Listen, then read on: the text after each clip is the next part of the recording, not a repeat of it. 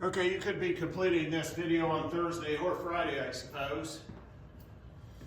But let's go on to the next page, page 68. This is the end of the review for Chapter 2 on the Chapter 2 review questions on pages 66 and 67. Let's go on to page 68 and do some of these. Not all of them.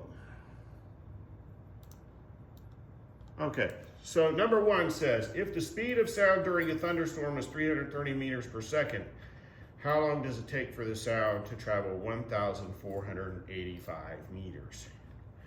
Well, the speed of sound travels about a mile every 5 seconds. So if you see the lightning and the thunder at the same time, it hit within a matter of meters. And most of the time, lightning is much closer than we realize.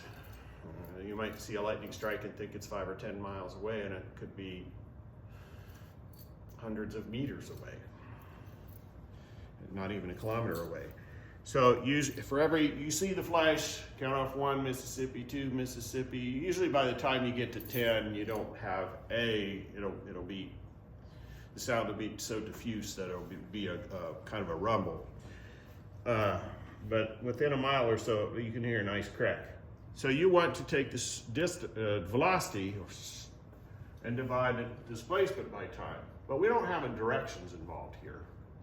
So we're just going to do distance over time. So when you put the distance over the time, 1,485 meters, well, and then this is 300 some. I guess time is what we're looking for. How do you solve this? Again, get this out of the denominator first. So put time up here so it cancels, but to be equal, put time over here. Then you can get it by itself. I don't know how many times we've done this, but repeatedly, so you should be catching on to that by now. And then you divide both sides by 330. Cancels 330 over here, and it'll come out to, I think, B, 4.5 seconds. Okay, because this is a little less than 5. All right, we're going to skip number 2 and 3 and 4 because they're based on a graph that you would never see used. If that's a speed distance graph, and I don't want to confuse you with that.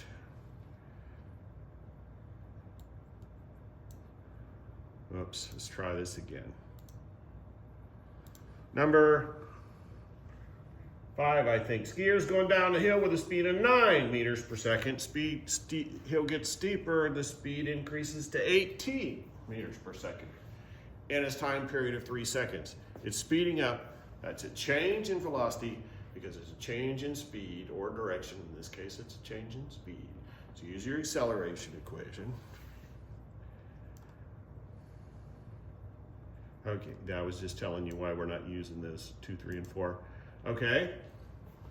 So your final velocity, I think, was 20?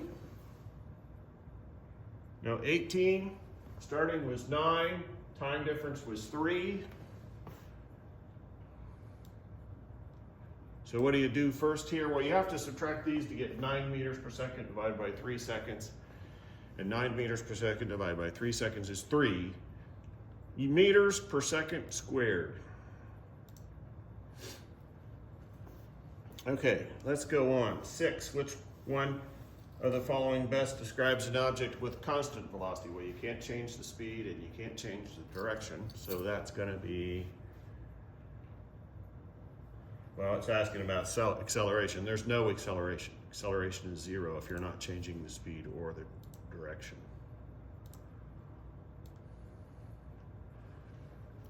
Okay, number 7. Let's look at the runners. We got Ling Ling, Latoya, Bill, and Jose. And they got distance and times. So you have to calculate the distance over time for all 4 of them. Pause.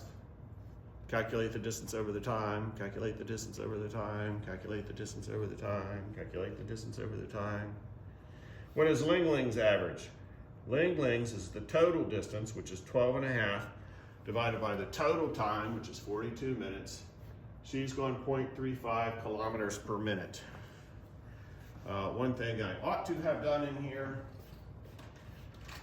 is put a kilometers in, so I'll try to do that. Next question. Which runner has the fastest average speed? Well, you have to calculate all of them.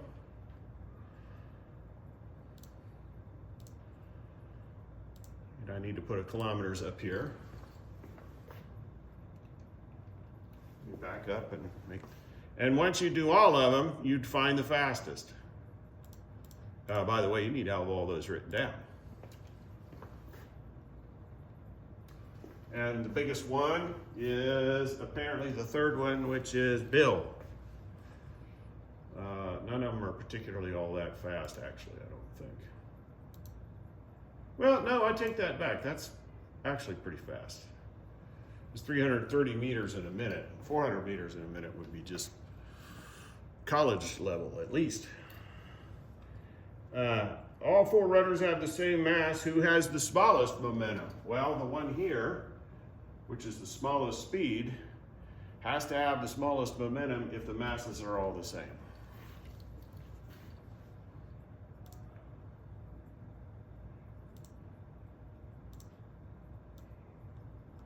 Okay, and then 10. The movement of the Australian plate push, and this is probably the last one we're going to do, I'm not sure. Movement of the Australian plate pushes Australia north. Average speed is 17 centimeters per year. That's about 17 centimeters in years, about this far. Your fingernails don't quite grow that fast, but that's the rate we're talking about in a year. What will the displacement be in 1,000 years? Well, just multiply 17 centimeters times 1,000. So for every year, go 17 centimeters, and then go ahead and convert centimeters to meters because it's going to be a bigger distance. And then once you do that, it should be 170 meters, which is almost as long as 2 soccer fields or 2 football fields, in 1,000 years. Next one.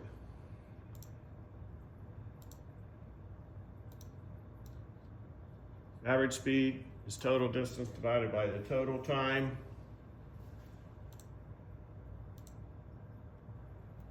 And they are looking at swimmers B and C. I'm on number 11. The graph shows the motion of 3 swimmers during a 30-minute workout, which is the highest average speed, 2,400 meters over 30 minutes for swimmer C. And we'll end with that one. And 2,400 over 30 is 240 over 3, which is 80 meters per minute, which is honking fast, actually.